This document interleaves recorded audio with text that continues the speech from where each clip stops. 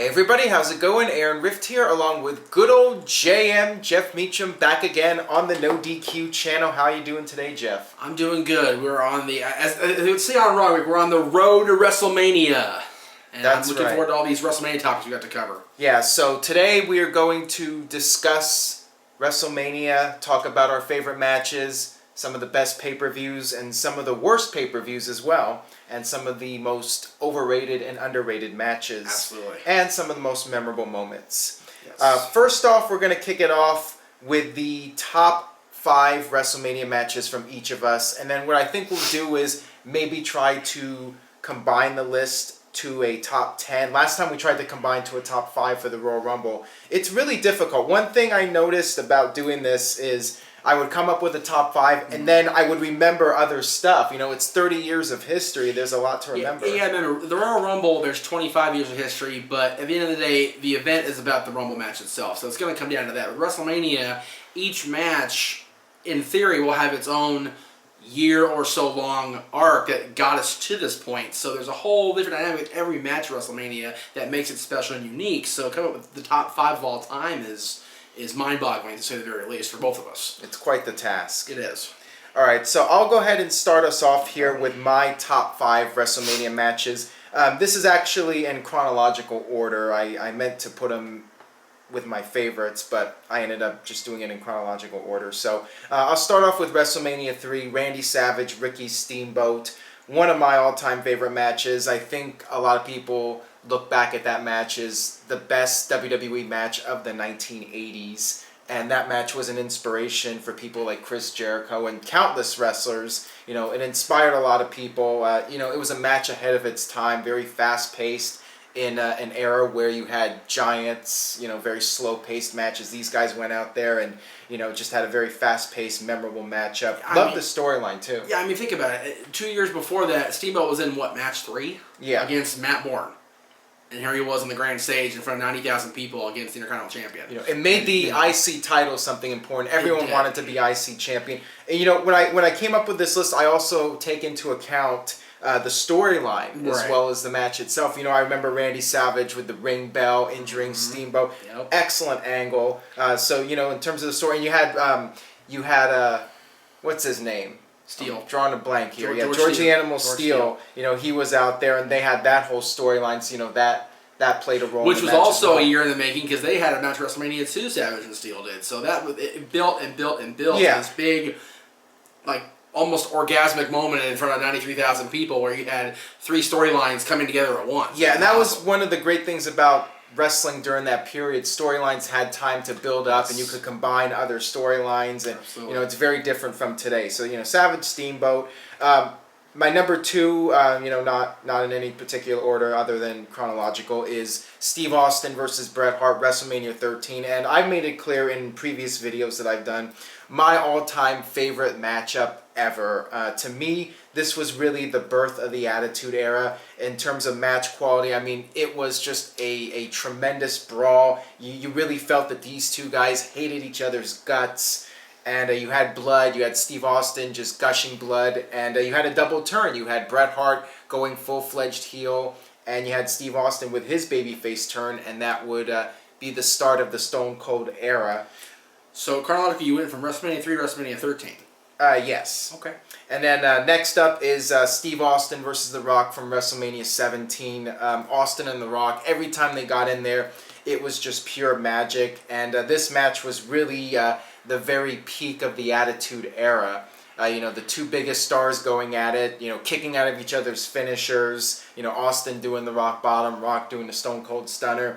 And then you had the big moment at the end with Austin joining forces with Vince. I've been very vocal about this finish and the whole Austin heel turn, but the match itself, I mean, it was as good as it gets, in my opinion. As crappy as that heel turn turned out to be long-term, the initial gut reaction of it was just like, what? It was a big shock. What? But over time, it was terrible. Yeah, but it was the biggest match of arguably the biggest WrestleMania of the biggest period in WWE. Absolutely. And my number 4, I mean, this is kind of a personal bias. Shawn Michaels versus Kurt Angle from WrestleMania 21. Over there, In my opinion, the best match I've ever seen in person. To me, it was as flawless as you can get. I mean, there's no way for me to really criticize that match. I mean, it was just two tremendous athletes at the peak of their careers going at it. And, to me, it was just absolute brilliance. I was unfortunate where I couldn't make WrestleMania 21 due to scheduling conflicts and whatnot. Lee and I watched it at home on my big screen TV, but I did go to Raw the next night. But that match, that was a pure wrestling match in a era lately where there hadn't really been a whole lot of pure wrestling. And Angle and Michaels were out there. They didn't have a whole lot of garbage crap in the match. It was just a straight wrestling match, and it was very well told. Yeah. And then my fifth match here, and probably my number one. I mean, I'll get your opinion in a second here. Shawn Michaels versus The Undertaker, WrestleMania 25. Once again, like Angle and Michaels, just a flawless match. I mean, for me, there's no way to criticize that match. I remember that WrestleMania 25. Up until that point, I was bored with the show. I thought that this was a really lackluster WrestleMania. And then all of a sudden, Shawn Michaels and Undertaker came out there. I'm like, this just totally saved the show. This match made the pay-per-view worth the money. One match just completely making the show, making that WrestleMania. And, literally from the moment the video package aired to when Michaels descended, Undertaker ascended, although JR told it the wrong way, you knew you were going to see something special. Yeah, but that too. And you did. You did. And it was you know what, I'm gonna do what every Walking Dead fan hates, the spoilers. That's my number one also. That's number one on my list. It's not my list as chronological. It's just kind of what I thought of as I was going along on the trip here today. So that's why I decided 1 through 5. That's number one for me. Number 5 is one that's more personal for me because it was my first WrestleMania I ever saw on pay-per-view live as it happened. Warrior versus Savage, WrestleMania 7. Yes. The story arc from the minute Savage unsuccessfully challenged Warrior for the title in late 1990 all the way through to WrestleMania and then beyond, even in the SummerSlam 92 where they rekindled the rivalry. But this match, the careers were on the line, the Macho King, the Ultimate Warrior, just they told the story within the match itself, which Warrior almost never ever did except 2 times.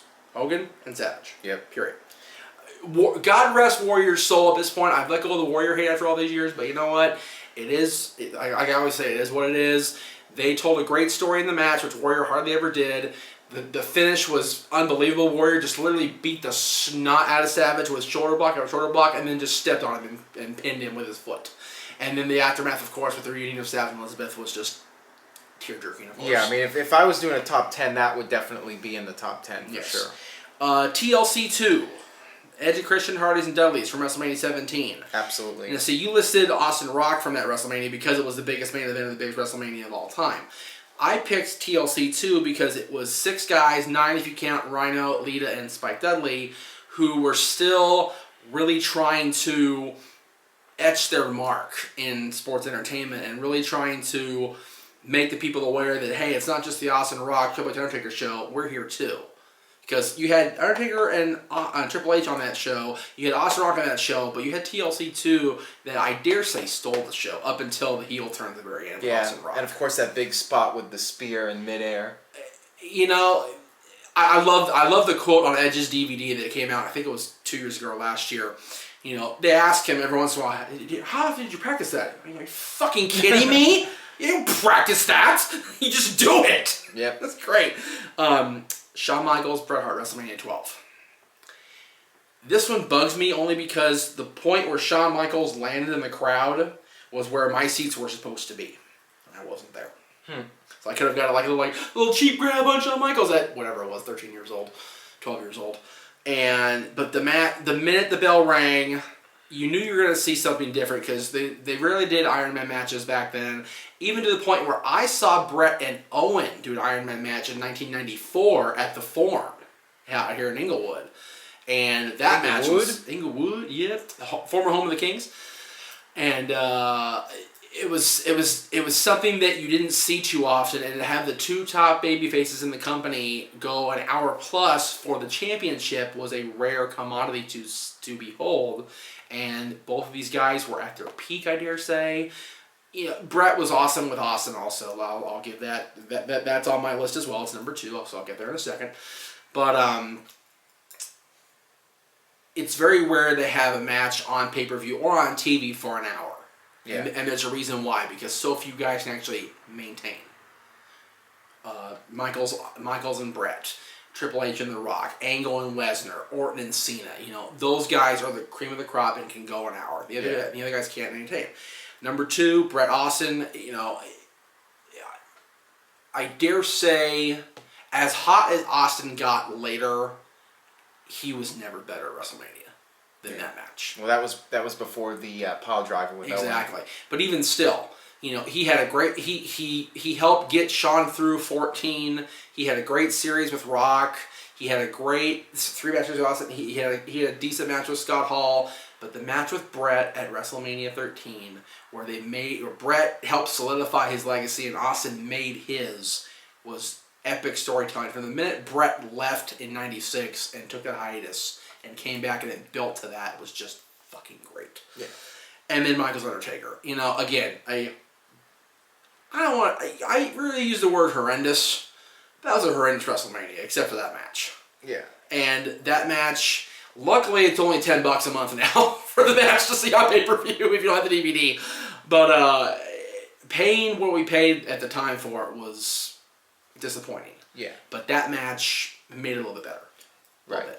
So combined we have 8 matches. So if we were to make a top 10, one honorable mention I wanted to bring up was Shawn Michaels versus Razor Ramon, the first ladder match at WrestleMania. The first real ladder match. That really set the standard for ladder matches.